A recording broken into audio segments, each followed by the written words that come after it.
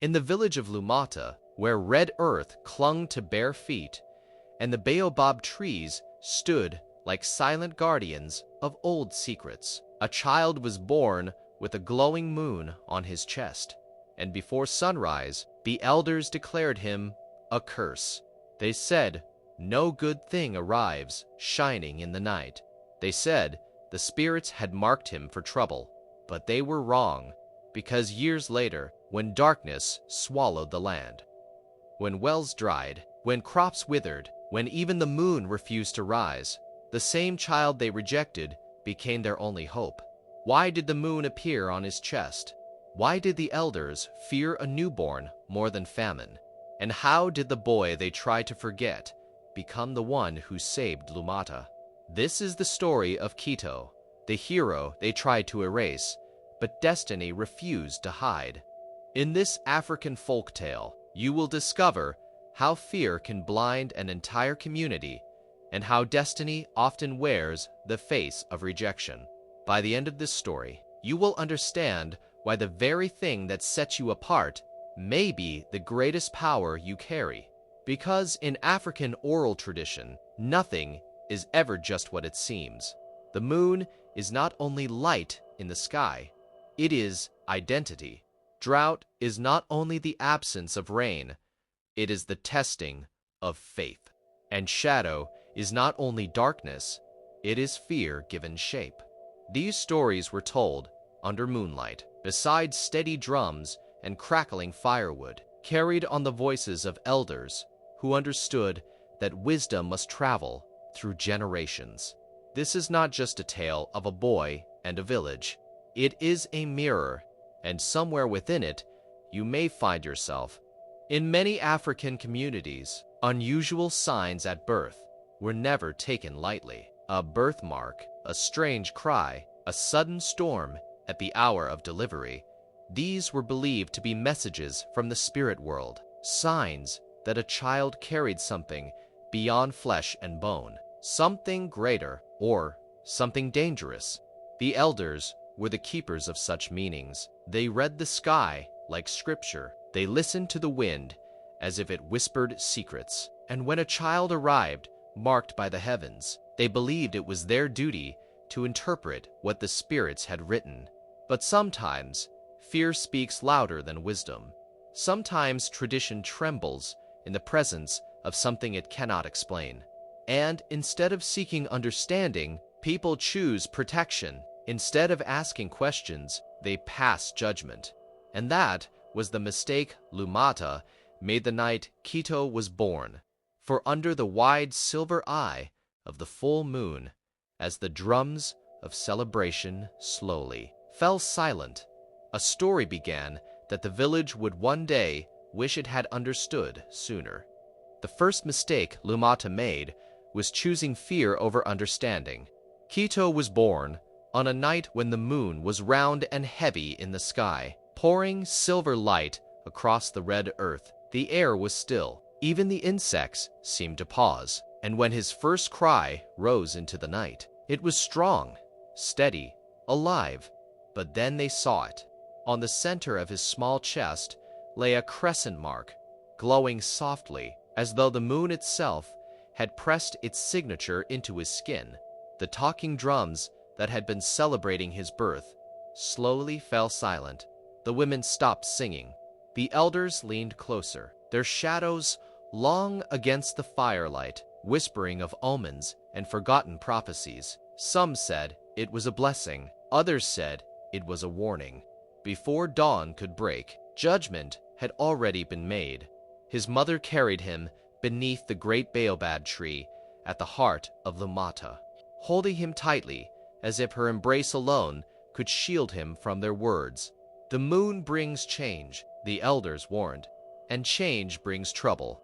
From that night forward, children were told not to play with him. Mothers pulled their sons and daughters away when he passed. Laughter softened when he approached. Doors closed a little quicker. Kito had done nothing. He had spoken no word. And yet, he was already set apart. Fear has a way of isolating what it does not understand. And sometimes the heaviest burden is not the mark you carry, but the meaning others place upon it. Have you ever been judged before you were truly known? What they called a curse began to reveal itself as a gift.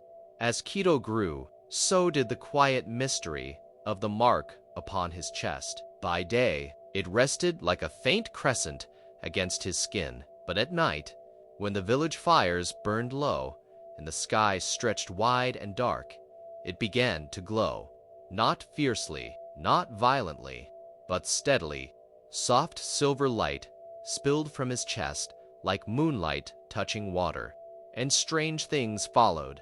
The crops nearest his mother's hut grew greener than the rest, while other leaves curled under the harsh sun. Theirs stood tall. When goats fell ill and refused to eat, they quieted in Kito's presence, their breathing slowing, as if soothed by something unseen. Whispers returned to Lumata, but this time they were uncertain. Then came the dry season. The wind turned hot, the wells thinned, the earth cracked open in long, thirsty lines. Farmers watched helplessly as their harvests failed. Yet behind Kito's hut, a small patch of garden remained alive. Millet swayed gently there. Okra stood firm. Even the soil looked darker, richer. The children noticed first. Curious and bold, they began to follow him at dusk, hiding behind shrubs and clay walls, watching the faint glow guide his steps. They were not afraid. They were fascinated. But the elders saw it too. And still, they refused to speak of it, because admitting the truth would mean confessing their mistake. Sometimes pride is louder than wisdom, and sometimes the very thing people reject is the thing that sustains them. Your difference may carry unseen value, the part of you that others question, the trait that sets you apart, may be the seed of your greatest strength. Do not dim your light to make others comfortable. What makes you unique was never meant to be hidden. Every hero is revealed when darkness comes, and darkness came to Lumata without warning. It began as a thin veil across the sky, a shadow that did not move with the wind. The elders called it Naru, a wandering spirit of hunger and silence. At first, they thought it would pass, but it did not pass. It spread. Day by day, Naru stretched wider, swallowing the blue of the heavens. The sun dulled, the air grew heavy, the wells shrank into muddy hollows. Women lowered their buckets and pulled up nothing but damp rope. And then the moon disappeared. For nights on end, the sky stood empty. No silver light, no comfort, no rhythm to guide the village through darkness. Fear returned, stronger than before. Goats collapsed. Children cried through the night. Even the elders' voices trembled as they beat the drums, calling for protection that did not answer. But in the deepest part of that darkness, something began to shine. The crescent on Kito's chest burned brighter than it ever had before. Not soft now, not gentle, brilliant. It pulsed against his skin like a second heartbeat, as though the missing moon had chosen a new home. And Kito understood. Without waiting for permission, without waiting for apology, he stepped forward. Alone, past the silent huts, past the cracked earth, toward the sacred forest. No child was meant to enter. The trees parted for him as if recognizing their own light, and beneath the tallest iroko tree, ancient, rooted deep in memory, the shadow gathered thickest. Naru was not a creature of flesh. It was absence. It was hunger. It was fear given form. The air grew cold as it pressed toward him. But Kito did not turn back, because courage is not the absence of fear. It is movement despite it. He lifted his chin. The moon upon his chest flared against the darkness, silver against black, light against shadow. Growth begins where comfort ends. And sometimes the one who is rejected is the only one strong enough to stand in the dark. True heroes do not shine for applause. Kito lifted his chest toward the sky, letting the glow of the moon upon him spill outward. It was no longer a quiet light. It was a force, silver and steady, pressing against the shadow that had claimed the sky. Naru recoiled. The darkness shrieked in silence, twisting and writhing as if it could feel the truth of the boy's courage. And then, slowly, the shadow began to break apart, dissolving like smoke in the wind. Above, clouds gathered. The first drops of rain fell, tapping against the red earth, filling the wells, drenching the cracked soil. Green returned to the millet, strength to the goats, and hope to Lumata. And when it was done, the crescent on Kito's chest faded permanently, its task complete. He had given everything without a word of complaint, without seeking the praise that others might have offered. Lumata was saved, but the recognition that belonged to no one but the boy who had stepped forward when fear ruled the village. Sometimes purpose comes with a cost. Sometimes the deeds that matter most are the ones no one will applaud.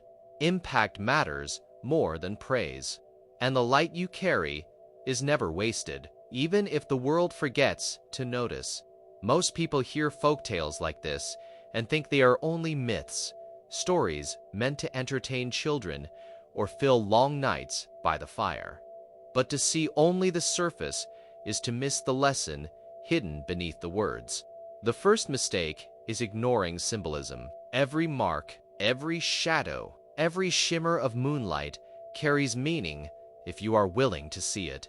The second mistake is waiting for acceptance before acting. Kito did not wait for the elders' blessing. He stepped forward alone, guided by what he knew was right. The third mistake is rejecting what looks different. Fear too often turns what is rare and powerful into something dangerous. The correction is simple. Look deeper. Value difference early, and never let fear decide the path you take. Lumata feared what it did not understand. Kito's difference, the very thing the elders had called a curse, was in truth his greatest power. When darkness came, it revealed his destiny, and through his courage and sacrifice, the village was saved. If you've ever felt like Kito, overlooked, misunderstood, or set apart, know this story carries your name too. The moon on your chest may not glow for the world to see, but your gift, your strength, your light, it is real, and it will shine when it is needed most. Have you ever been judged for something that later became your strength? Perhaps it was a quiet habit, a strange idea, a way of seeing the world that others could not understand. Perhaps it was a gift you did not yet recognize, a spark that others called a flaw. Think of Kito, born under the full moon, marked and rejected, yet destined to be the very thing that saved Lumata. His difference, feared and misunderstood, became the reason the village survived.